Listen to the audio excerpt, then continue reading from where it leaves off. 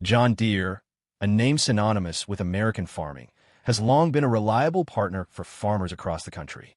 Through economic hardships, political shifts, and even global conflicts, the company has remained a steady presence in rural America. However, a recent decision by the agricultural giant sent shockwaves through both the business and political worlds, putting it at the center of a high-stakes clash with former President Donald Trump. The controversy began when John Deere announced a major expansion overseas, shifting parts of its manufacturing and operations outside the United States. On paper, this was a strategic business move, one designed to cut costs and tap into new markets. But for Trump, it was nothing short of betrayal. He responded with fiery rhetoric and threats of massive tariffs, hoping to strong-arm the company into reversing course. Yet, instead of backing down, John Deere stood its ground, refusing to be swayed by political pressure. This standoff could have far-reaching consequences for American farmers, agricultural equipment prices, and the broader industry. As tensions rise, the question remains, will Trump's aggressive retaliation end up backfiring, or could this battle fundamentally reshape the future of farming? Trump built his political identity on the promise of reviving American manufacturing, vowing to reward companies that kept jobs in the U.S. and punish those that outsourced. So when John Deere, a brand deeply tied to rural America, announced its international expansion, it wasn't just seen as a business decision. It was perceived as a direct challenge to Trump's economic vision. What started as a routine corporate move quickly spiraled into a heated political battle. Many of Trump's supporters, including farmers and rural voters, saw John Deere's decision as a betrayal. On the other hand, business leaders and economists argued that the company was simply adapting to the realities of a global economy. The divide was clear, a clash between political ideology and economic necessity. But this wasn't just about policy. Trump made it personal. At one of his rallies, Trump took the stage and publicly called out John Deere, branding the company disloyal and vowing to punish it with a staggering 200% tariff on any products manufactured outside the U.S. The goal was clear: make it financially impossible for John Deere to benefit from its overseas expansion and send a warning to any other company considering a similar move. At first, it seemed like Trump's hardline stance might force the company to reconsider. But John Deere refused to budge. Instead of apologizing or adjusting its plans, the company stood firm, making it clear that its expansion was part of a long-term strategy, one that would not be dictated by political pressure. The more Trump lashed out, the more resolute John Deere became. His escalating threats, speeches, and even calls for a boycott did little to shake the company's stance. But this wasn't about defiance. It was about survival. While Trump framed the situation as a betrayal, John Deere was making a decision based on economic realities, not politics. Rising labor costs, strict environmental regulations, and ongoing supply chain challenges had made it increasingly difficult for American manufacturers to compete globally. Like many other major corporations, John Deere recognized that expanding internationally wasn't just an option, it was a necessity. By setting up operations in other countries, the company could lower production costs, avoid foreign tariffs, and tap into rapidly growing agricultural markets. This wasn't an unprecedented move. Industry giants like Ford and Caterpillar have been doing the same for decades. A key factor in Deere's decision was the booming demand for farming equipment outside the United States. While American farmers remain a core customer base, emerging markets in Brazil, India, and China offer massive growth potential. To stay competitive against global rivals like Kubota and Mahindra, John Deere needed a strong international presence. There was also the looming threat of retaliatory tariffs. If Trump followed through on his plan to impose a 200% tax on Deere's overseas products, other countries could respond by placing tariffs on its American-made equipment. This would not only hurt the company's bottom line, but also drive up prices for U.S. farmers, many of whom rely on affordable equipment to keep their businesses running. Even companies that support Trump's America First philosophy struggle with the high costs of manufacturing in the U.S. Ideally, businesses would keep all jobs within the country, but the reality of a global economy forces them to adapt. John Deere was thinking about its long-term survival, but in the process, American farmers found themselves caught in the middle of a political and economic battle. Farmer's dilemma. No group felt the impact of the Trump versus John Deere standoff more than American farmers. For generations, John Deere had been the trusted name in agricultural equipment, known for its reliability, innovation, and deep ties to rural America. But for many farmers, who also happen to be some of Trump's most loyal supporters, the company's decision to expand overseas felt like a betrayal. This created a difficult choice. Should they continue supporting John Deere, the brand that had served them for decades, or should they stand with Trump, believing in his promise to restore American manufacturing? Some farmers made their decision quickly, siding with Trump and seeing Deere's expansion as a move against American workers. A few even stopped buying John Deere equipment, opting instead for brands like Case IH, New Holland, or Kubota. Others, however, took a more pragmatic approach. They understood that in today's global economy, businesses must make strategic decisions to stay competitive. Many worried that if John Deere suffered financially, it could lead to job losses in the U.S. and higher prices on essential farming equipment. As the political battle intensified, a much larger issue emerged, one that had nothing to do with loyalty or ideology. Rural America was already in the middle of an economic crisis. Farmers were grappling with rising fuel costs, unpredictable weather, and declining crop prices. Many were struggling to stay afloat, and the last thing they needed was a costly trade war adding to their financial uncertainty. Who really pays the price? Farmers depend on John Deere for tractors, combines, and other essential equipment. If tariffs force Deere to pay more for production, those costs won't be absorbed by the company. They'll be passed on to consumers. That means farmers, especially those running small and mid-sized operations, could see equipment prices skyrocket, making it even harder to keep their businesses running. This isn't the first time tariffs have led to unintended consequences. History has shown that trade wars often backfire, leading to higher costs and supply chain disruptions. When Trump imposed steel and aluminum tariffs in 2018, American manufacturers, not just foreign competitors, were hit with increased costs.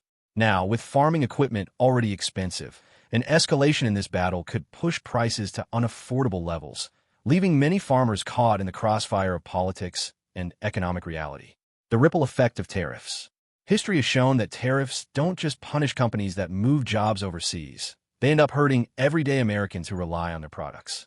When Trump imposed tariffs on steel and aluminum in 2018, industries like automotive manufacturing and construction saw costs rise, which were then passed down to consumers.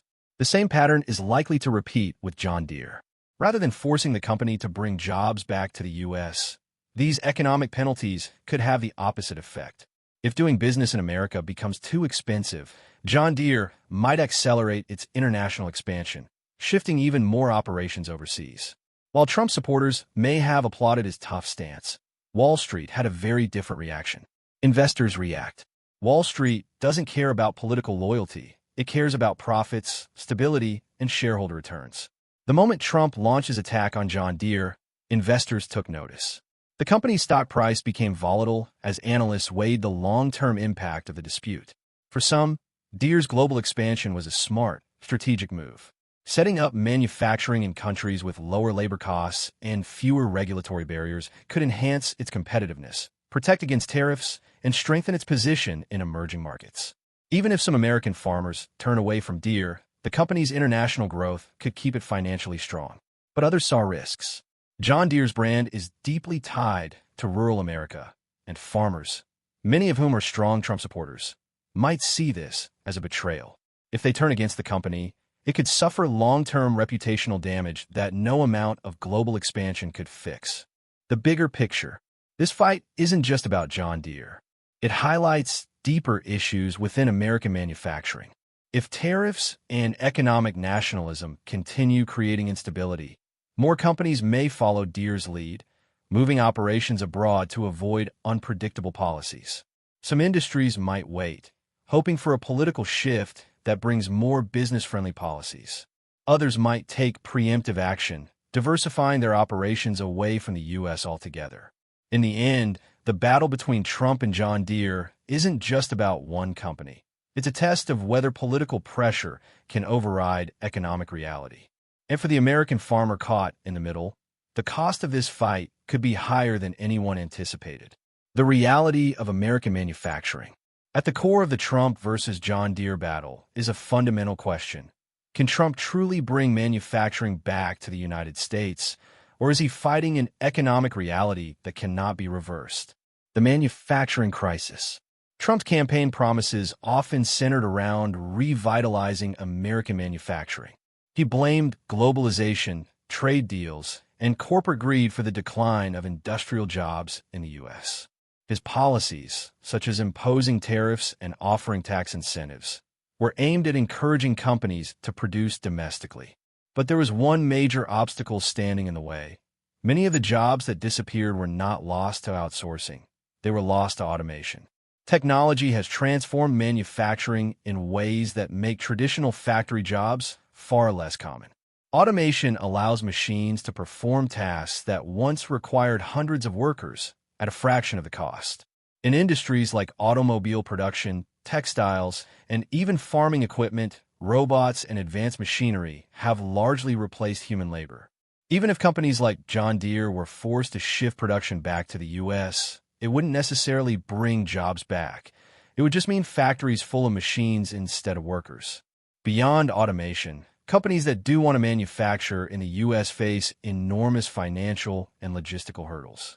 Labor costs are significantly higher than in many other countries, and businesses must comply with strict regulations that don't apply overseas. American workers deserve fair wages and benefits. But when companies can pay employees in developing nations a fraction of the cost, the financial incentive to move production abroad becomes too strong to ignore. The supply chain challenge. Even if companies wanted to manufacture entirely in the United States, there's another major problem: supply chains. Many of the raw materials and components used in American manufacturing are sourced from other countries. Restructuring global trade networks to make full domestic production possible would require a massive, long-term overhaul of the entire economy, something that cannot happen overnight. At the end of the day, manufacturing in the United States is expensive, complex, and, in many cases, simply impractical. While political rhetoric may push for an industrial revival, economic realities often tell a different story. And as companies like John Deere make strategic decisions for their future, it's clear that business logic, not political pressure, will ultimately drive the direction of American industry. The future of American manufacturing, a turning point. If Trump truly wants to bring jobs back to the United States, it will take far more than tariffs. It would require a complete economic overhaul, one that invests in workforce training, modernizes infrastructure, and creates long-term incentives for companies to manufacture domestically. Without these foundational changes, businesses will continue looking for ways to move their operations elsewhere, no matter how many tariffs are imposed. However, while Trump's protectionist policies come with challenges, John Deere's global strategy carries its own significant risks. John Deere's gamble, a risky bet. John Deere is making a bold business move, one that could either cement its dominance in the agricultural industry or severely damage its reputation. By expanding operations overseas, the company aims to cut costs, avoid tariffs, and maintain a competitive edge in the global market. But in doing so, it risks alienating one of its most loyal customer bases, American farmers, many of whom are also strong Trump supporters. If these farmers view John Deere's decision as a betrayal, they could take their business elsewhere. Companies like Kubota, Mahindra, and even European brands like Fendt and Massey Ferguson could step in to fill the gap, offering alternatives that could weaken John Deere's hold on the U.S. market. While John Deere is betting on the long-term benefits of globalization, they cannot afford to ignore the fierce loyalty of American farmers, a community that values trust as much as performance. The consequences of a wrong move. John Deere's biggest challenge is walking the tightrope between global expansion and brand loyalty.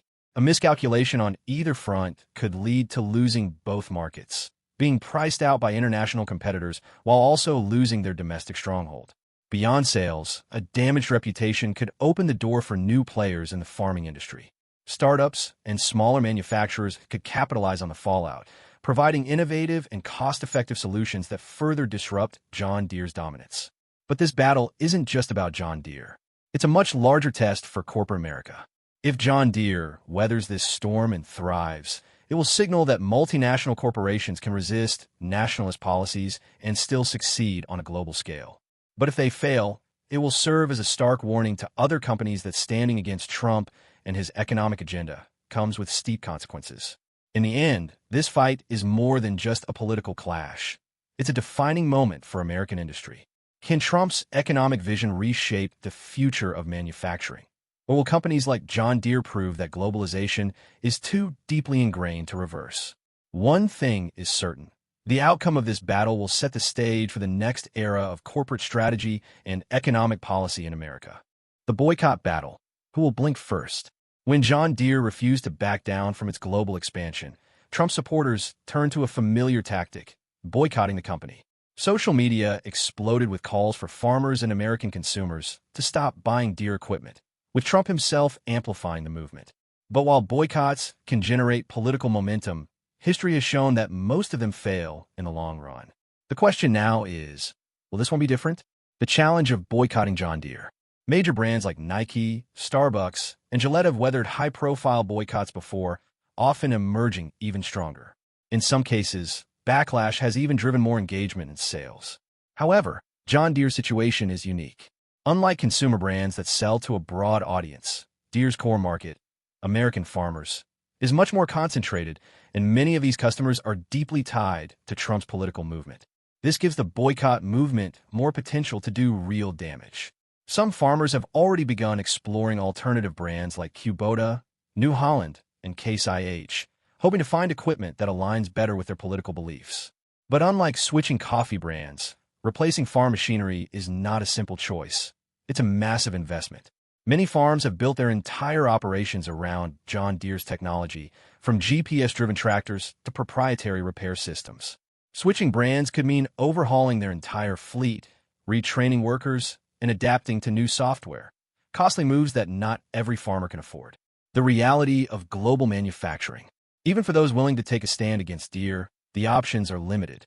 Many of John Deere's competitors also manufacture equipment outside the United States. There is no clear-cut, America-first alternative that guarantees a boycott will keep jobs within the country. This makes the movement's impact uncertain. Farmers who oppose Deere's decision may still find themselves buying from foreign-built competitors. Will John Deere bend or hold firm? The boycott has already sparked debate within the farming industry, but its long-term effectiveness remains uncertain. John Deere's dominance, technological advantages, and decades of brand loyalty make it difficult for a mass customer shift to happen overnight. But if enough farmers do walk away, it could pressure the company to reconsider its strategy or at least make concessions to ease political tensions. The bigger question now is, who will back down first? Will John Deere make adjustments to keep its U.S. customer base happy? Or will Trump supporters realize that abandoning a trusted brand might be more trouble than it's worth? This standoff is more than just a fight over manufacturing. It's a defining moment in the clash between economic reality and political ideology. Case IH has been aggressively marketing its tractors as high-tech, yet affordable alternatives. Kubota, known for its reliability and cost-effectiveness, has been expanding its offerings to attract larger-scale operations. New Holland, with its global reach, could attract American farmers wary of potential tariffs affecting John Deere's international strategy. But taking advantage of John Deere's troubles is easier said than done. Many farmers have used Deere equipment for generations and may hesitate to switch brands. The real test will come if tariffs push Deere's prices higher, forcing farmers to seek more affordable options. If that happens, the agricultural equipment market could see a significant shift, with farmers becoming more open to alternative brands. The rise of alternative farming equipment brands. Beyond established competitors, smaller and alternative farming equipment brands are gaining traction. In recent years, independent manufacturers and startups have been offering innovative solutions that challenge traditional players like John Deere. Many focus on precision agriculture, advanced GPS-guided equipment that maximizes efficiency, automation, AI-powered tractors that reduce labor costs, sustainability, electric or hybrid farm machinery designed for long-term cost savings. These emerging brands appeal to a new generation of farmers looking for efficiency, affordability, and cutting-edge technology. If John Deere loses enough market trust, these startups could carve out a growing share of the industry, further disrupting the company's dominance. Ultimately, this standoff isn't just about John Deere versus Trump. It's about the future of the farming equipment industry. Will farmers stick with tradition, or is this the moment that alternative brands rise to prominence? The future of farming. The standoff between John Deere and Trump is more than just a clash over tariffs or corporate power. It reflects a much larger shift in the farming industry. American agriculture is facing a period of transformation driven by automation, self-driving tractors, and AI-powered equipment are reshaping farm labor. Sustainability. Farmers are adopting greener technology, including electric and fuel-efficient machinery. Global trade pressures, political and economic shifts are forcing companies to rethink supply chains and production strategies. While John Deere has long dominated the industry, its battle with Trump may accelerate a shift toward alternative brands and technologies.